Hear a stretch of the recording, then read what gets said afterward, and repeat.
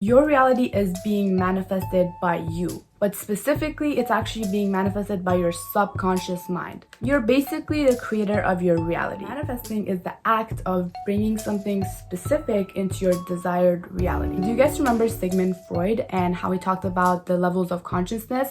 And why am I talking about this? Because it's actually very important and it's all related back to it. If you want to learn how to manifest properly, you have to reprogram your subconscious mind, because if you don't, your subconscious mind is basically running the show for you. Most likely our beliefs didn't come from ourselves because we were kids, so how would we know anything? So it comes from other people, it comes from our parents, and then their beliefs come from their grandparents and all that stuff, right? It's like we're all in a game, and if you're not aware of the fact that you're in a game creating your own reality, then reality is just gonna be made for you by your subconscious mind. So you can't win. Rather, you're just going to be in it and it's going to run for you. So you're just going to be in a game not knowing that you're in a game. Manifesting is manipulating energies through consciousness, being aware, so you can win and attract the things that you do want, not the things that you don't want. If you don't reprogram it, you can't manifest. You can write down your desires and the reality you want to be in 1,000 times and do like 30,000 different methods, but it's still not gonna work. If you don't fix what's in your subconscious, it's still not gonna work. So just stick with me for 2 seconds and I will explain to you the psychology of this. Your subconscious is where early memories of your childhood are stored and other past experiences, which then unconsciously influence your reality today. So Freud claimed that our minds operate in 3 spheres, and I will put the picture right here so it just makes way more sense. Unconscious level operates the id, and the preconscious level operates the superego, and the conscious and the preconscious levels operate our ego. Young children are driven by the id and demand immediate satisfaction. So look at this other picture now. You see how kid asking for ice cream? That's basically how we all are. So at around age 7, we begin to develop a super ego. Ego is basically like the good moral citizen that pleases everybody and is basically a good kid. So remember when we would watch cartoons and there was always like an angel and a devil sitting on the right side and the left side of your shoulder? It's basically the same thing. So the id is the devil basically, and then the superego is like the angel that tells you what you should be doing that's good. So it's like the voices in your head. Ego is the middle point. It basically is both of them together. So what happens is that the ego is formed with adolescence and it tries to balance out the 2 forces. Freud theorized that the unconscious mind remembers and stores all of your experiences that will later create your reality. And this is why it's so important to reprogram your subconscious mind. Some stuff has happened to it. Look at this other picture now. This is so deep. Look at how your brain is sitting on that couch and then there's like a projector just showing that reality of like you being the kid that you are and going through life that way, but then it's reflecting back to today and what you're doing right now. So it's all connected, and this is why I'm talking about this right now, because a lot of people come on TikTok and YouTube and tell you how to manifest, put it under your pillow, I don't know, do this, do that, but nobody tells you you have to reprogram your subconscious mind first, especially if you have limiting beliefs about manifestation. That's why a lot of people manifest and they don't get results or they don't see it coming, because their subconscious mind is still not believing it. So how do you expect your conscious self to see it? Look at the iceberg. Like, did you see how deep the unconscious and the subconscious go? The consciousness is literally only the tip of the iceberg. That's absolutely nothing. Your whole life is literally being ran by what's actually in the ocean itself. Basically, if you don't reprogram your subconscious mind, then what's gonna happen is reality is gonna be repeating for you over and over again. So for example, you had emotionally unavailable parents when you were a kid, and now 20 years later, all you attract is emotionally unavailable people, because your subconscious, just like that projector, just like that picture that we saw, it's just gonna keep repeating everything that you've known and once experienced. So until the age of 7, everything that you do got stored in your subconscious brain. So you had an apple for the first time, your brain literally remembers what the apple looks like, what it tastes like, how it feels like. it all stores that, right? And that's why like a lot of times we don't remember it, because it's deep down in the unconscious, in the ocean. So your same beliefs have been on autopilot this whole time, basically, because it doesn't understand your desires. It just keeps repeating it for you, just like the projector picture, right? So it's not gonna change your reality unless you tell it to. That's why manifestation takes place. That's what it is. All your thoughts combined will make up your attitude.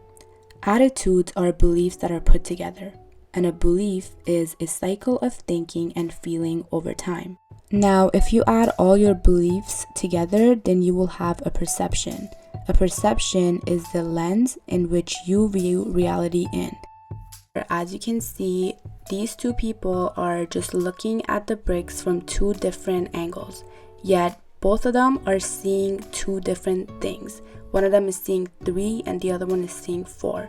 And both of them are right. It's not about being right or wrong. It's about the fact that we have to accept that everybody is living this life through their own perception and through their own lens. What you see is making your reality, and nobody sees what you see, even if they see it too. In conclusion, your perception makes up your reality. There's 7 billion of us on this planet, yet none of us know why we're all here, and we all have different beliefs about this reality. Some people believe in a God, some people don't believe in a God, some people believe in a universe. Some people have different beliefs about money, the way the world works. Everybody has their own beliefs, and there is no one ultimate truth. Everyone is free to have their own beliefs and believe in whatever they want to believe in. Everyone sees the world in a different way, and it's very funny because none of us know what the ultimate truth is, yet we judge each other based on what we believe in, and then that's what creates a separation between us. It was pretty apparent that these past 2 years there was a separation between people just because of how different we were all thinking and how different we were perceiving reality. Point is, no one really knows the truth, so we can't really judge each other based on our beliefs, but what we can do is create beliefs that are going to help us create a better life and a happier life. I'm pretty sure that we're not just here to work and pay our bills and suffer.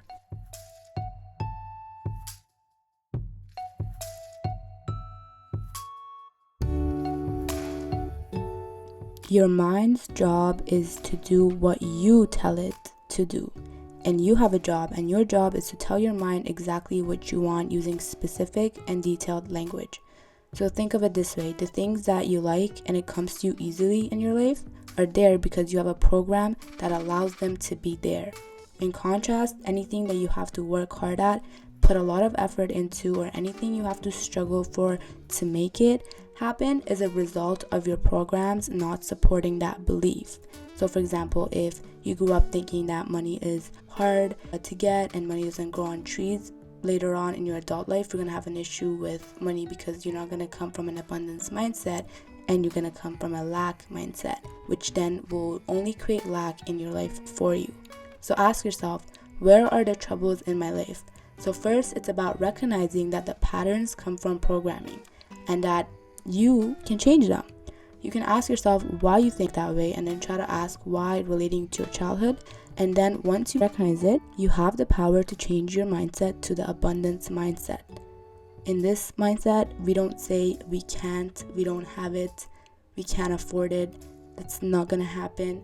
We use positive affirmations, and that's how we reprogram our mind. When you have an abundance mindset, you don't doubt yourself and your abilities. You don't feel guilty, you don't live in the past, you're not shameful. You understand that you acted the way you acted because of the situation you were in and who you were at the moment and at the time.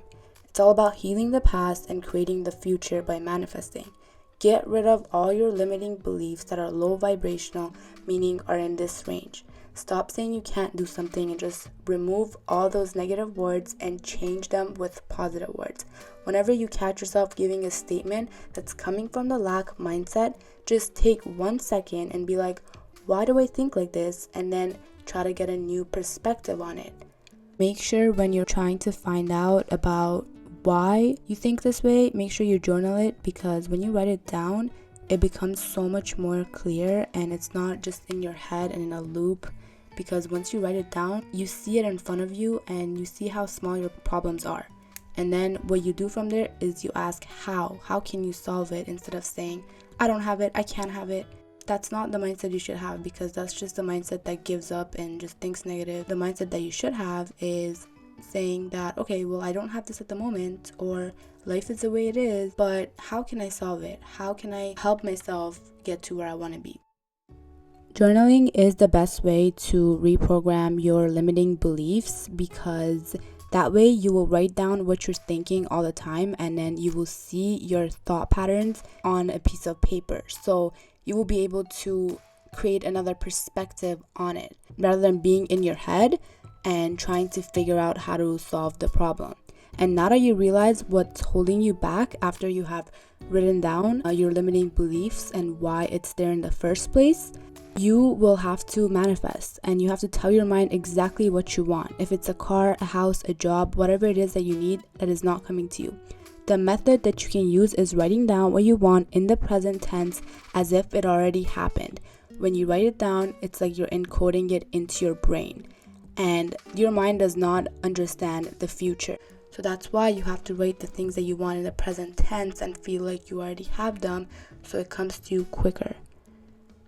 When you write it down, you're encoding it in your brain. And if you want to change your subconscious beliefs about the things that you want, just make sure that you're doing this as soon as you wake up.